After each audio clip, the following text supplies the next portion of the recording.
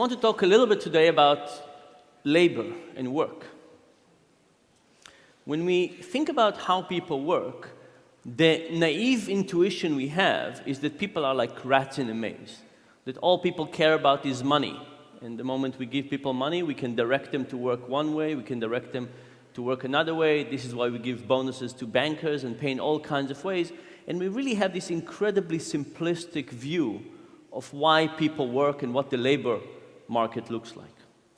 At the same time, if you think about it, there's all kinds of strange behaviors in the world around us. Think about something like mountaineering and mountain climbing. If you read books of people who climb mountains, difficult mountains, do you think that those books are full of moments of joy and happiness? No, they're full of misery.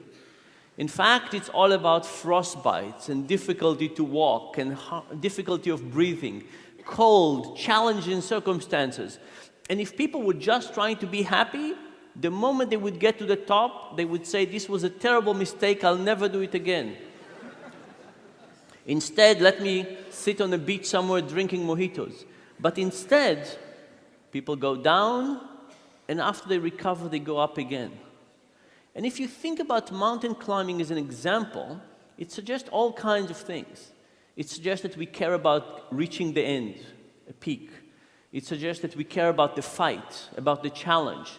It suggests that there's all kinds of other things that motivate us to work or behave in all kinds of ways. And for me personally, I started thinking about this after a student came to visit me. This was a student that was one of my students a few years earlier, and he came one day back to campus, and he told me the following story. He said that for more than 2 weeks, he was working on a PowerPoint presentation. He was working in a big bank, and this was in preparation for a merger and acquisition. And he was working very hard on this presentation. Graphs, tables, information. He stayed late at night every day. And the day before it was due, he sent his PowerPoint presentation to his boss, and his boss wrote him back and said, "Nice presentation, but the merger is canceled." And the guy was deeply depressed. Now, at the moment when he was working, he was actually quite happy. Every night he was enjoying his work, he was staying late, he was perfecting this PowerPoint presentation. But knowing that nobody would ever watch that made him quite depressed. So I started thinking about how do we experiment with this idea of the fruits of our labor. And to start with, we created a little experiment in which we gave people Legos, and we asked them to build Legos. And for some people, we gave them one Lego. We skip the slide. We gave them a Lego and we said, "Hey, would you like to build this Bionicle for $3? We'll pay you $3 for it." And people said yes, and they built this Lego. And when they finished, we took it, we put it under the table, and we said, "Would you like to build another one? This time for $270. If they said yes, we gave them another one, and when they finished, we asked them, "Do you want to build another one for $240, $210, and so on, until at some point people said, "No more. It's not worth it for me." This was what we called the meaningful condition. People build one Bionicle after another. After they finished every one of them, we put them under the table, and we told them that at the end of the experiment, we will take all these Bionicles, we will unassemble them, we will put them back in the boxes, and we will use it for the next participant. There was another condition. This other condition was inspired by David, my student. And this other condition we call the Sisyphic condition. And if you remember the story about Sisyphus, Sisyphus was punished by the gods to push the same rock up a hill. And when he almost got to the end, the rock will roll over and he would have to start again. And you can think about this as the essence of doing futile work. You can imagine that if he pushed the rock on different hills, at least he would have some sense of progress. Also, if you look at prison movies, sometimes the way that the guards torture the prisoners is to get them to dig a hole, and when the prisoners finish, they ask them to fill the hole back up and then dig again. There's something about this cyclical version of doing something over and over and over that seems to be particularly demotivating. So in the second condition of this experiment, that's exactly what we did. We asked people, would you like to build one Bionicle for $3? And if they said yes, they build it. And then we asked them, do you want to build another one for $270? And if they said yes, we gave them a new one. And as they were building it, we took apart the one that they just finished. And when they finished that, we said, would you like to build another one? This time for 30 cents less. And if they said yes, we gave them the one that they built and we broke. So this was an endless cycle of them building and we destroying in front of their eyes. Now, what happens when you compare these two conditions? The first thing that happened was that people built many more Bionicles. They built 11 versus 7 in the meaningful condition versus the Sisyphus condition. And by the way, we should point out that this was not big meaning. People were not curing cancer or building bridges. People were building Bionicles for a few cents.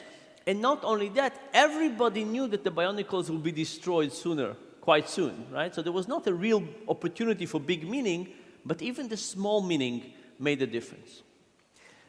Now, we had another version of this experiment. In this other version of the experiment, we didn't put people in this situation.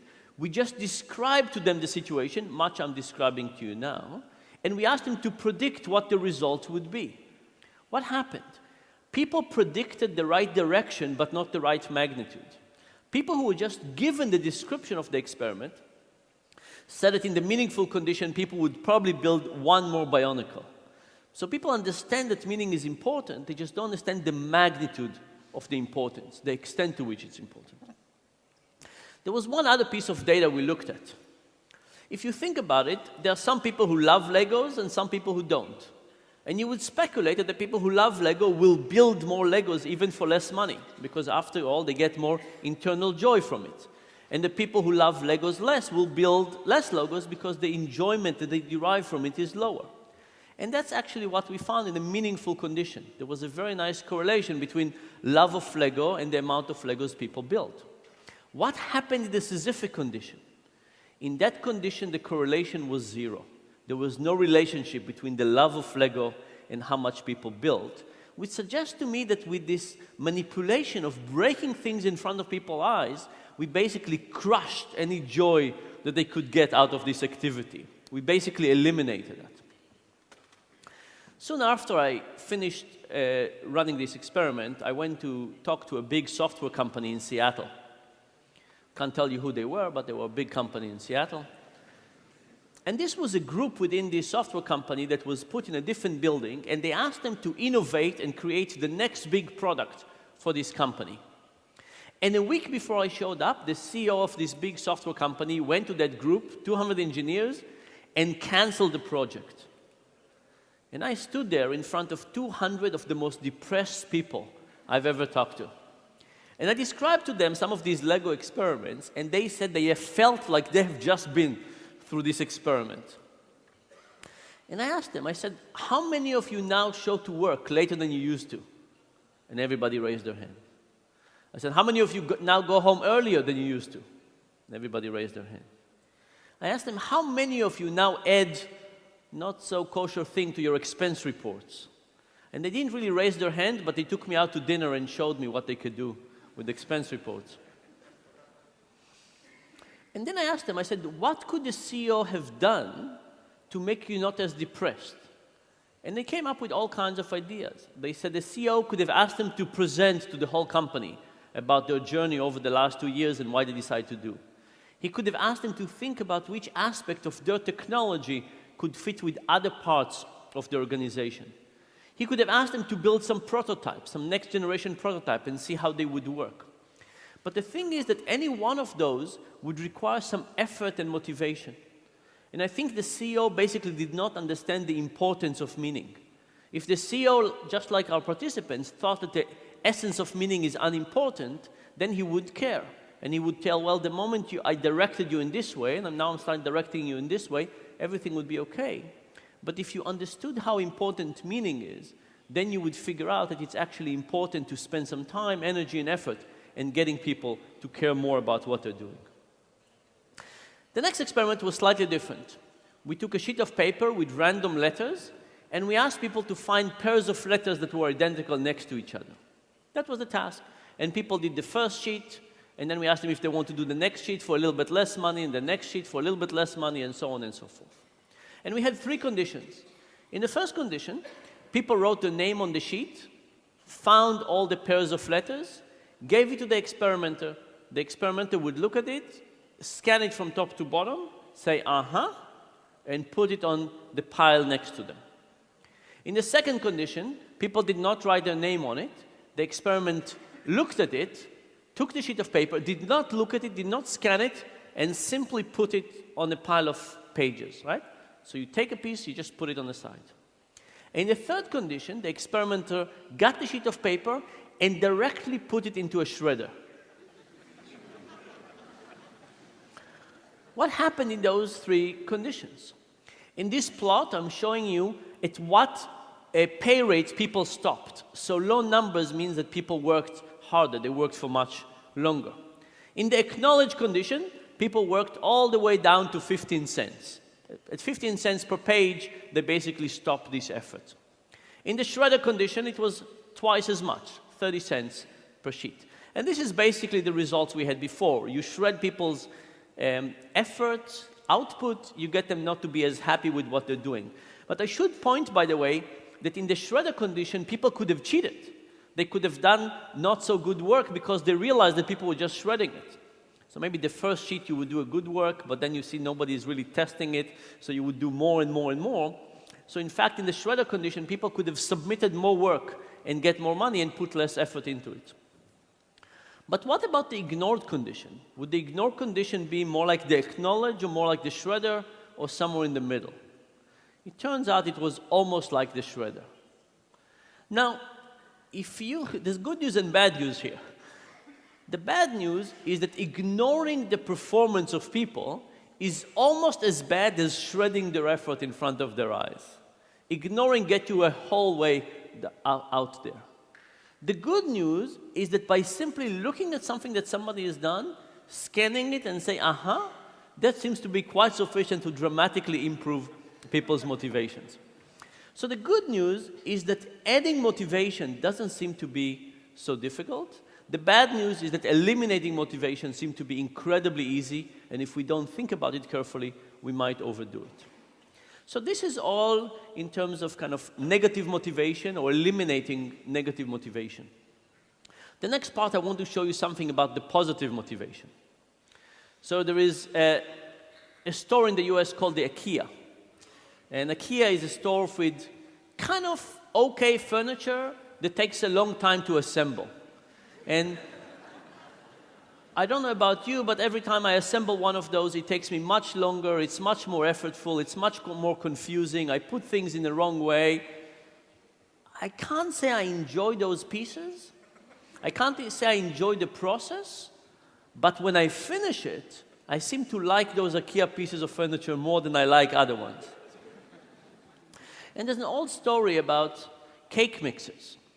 So when they started cake mixers in the 40s, they would take this powder and they would put it in a box and they would ask housewives to basically pour it in, stir some water in it, mix it, put it in the oven, and voila, you had cake. But it turns out they were very unpopular. People did not want them. And they thought about all kinds of reasons for that. Maybe the taste was not good. No, the taste was great. What they figured out was that there was not enough effort involved. It was so easy that nobody could serve cake to their guest and say, here is my cake. No, it was somebody else's cake. It's as if you bought it in the store. It didn't really feel like your own. So what did they do? They took the eggs and the milk out of the powder. Now, you had to break the eggs and add them. You had to measure the milk and add it. Mixing it, now it was your cake. Now everything was fine.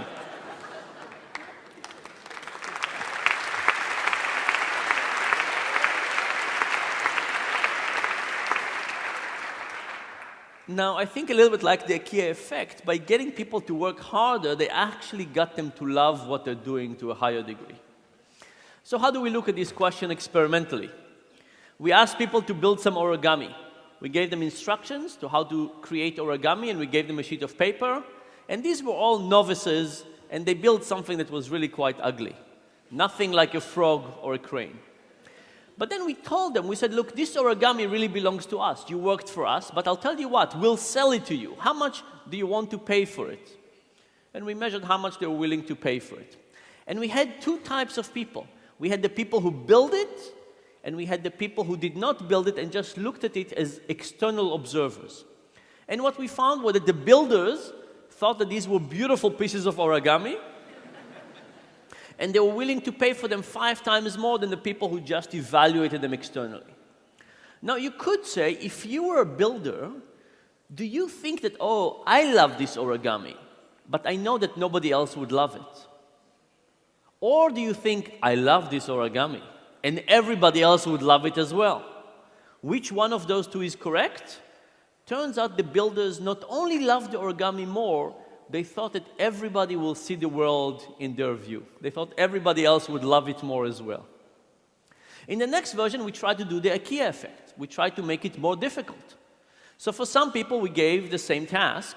For some people, we made it harder by hiding the instructions. At the top of the sheet, we had little diagrams of how do you fold origami. For some people, we just eliminated that. So now this was tougher. What happened? Well, in an objective way, the origami now was uglier. It was more difficult. Now, when we looked at the easy origami, we saw the same thing. Builder loved it more, evaluators loved it less. When you looked at the hard instructions, the effect was larger. Why? Because now the builders loved it even more. They put all this extra effort into it, and evaluators, they loved it even less, because in reality it was even uglier than the first version. Of course, this tells you about something about how we evaluate things. Now think about kids. Imagine I asked you, how much would you sell your kids for? Right? Your memories and association and so on. Most people would say for a lot of money. On good days. But imagine this was slightly different. Imagine you did not have your kids, and one day you went to the park and you met some kids, and they were just like your kids, and you played with them for a few hours. And when you were about to leave, the parents said, hey, babe, by the way, just before you leave, if you're interested, they're for sale. How much would you pay for them now? Most people say not that much. No? And this is because our kids are so valuable, not just because of who they are, but because of us, because they're so connected to us, and because of the time and connection. And by the way, if you think that IKEA instructions are not good, think about the instructions that come with kids. Those are really tough. By the way, these are my kids, which of course are wonderful and so on, which comes to tell you one more thing, which is much like our builders, when they look at the creature of their creation, we don't see that other people don't see things our way. Let me say one last comment. If you think about Adam Smith versus Karl Marx, Adam Smith had a very important notion of efficiency. He gave an example of a pin factory. He said pins have 12 different steps. And if one person does all 12 steps, production is very low. But if you get one person to do step 1 and one person to do step 2 and step 3 and so on, production can increase tremendously. And indeed, this is a great example and the reason for the Industrial Revolution and the efficiency. Karl Marx, on the other hand, said that the alienation of labor is incredibly important, and how people think about the connection to what they're doing. And if you make all 12 steps, you care about the pin. But if you make one step every time, maybe you don't care as much. And I think that in the Industrial Revolution, Adam Smith was more correct than Karl Marx. But the reality that we've switched, and now we're in the knowledge economy. And you can ask yourself, what happens in the knowledge economy? Is efficiency still more important than meaning? I think the answer is no. I think that as we move to situations in which people have to decide on their own about how much effort, attention, caring, how connected they feel to it, are they thinking about labor on their way to work and in the shower and so on, all of a sudden, Marx has more things to say to us. So when we think about labor, we usually think about motivation and payment as the same thing. But the reality is that we should probably add all kinds of things to it. Meaning, creation, challenges, ownership. identity, pride, etc. And the good news is that if we added all of those components and thought about them, how do we create our own meaning, pride, motivation, and how do we do it in our workplace and for the employees, I think we could get people to both be more productive and happier. And thank you very much.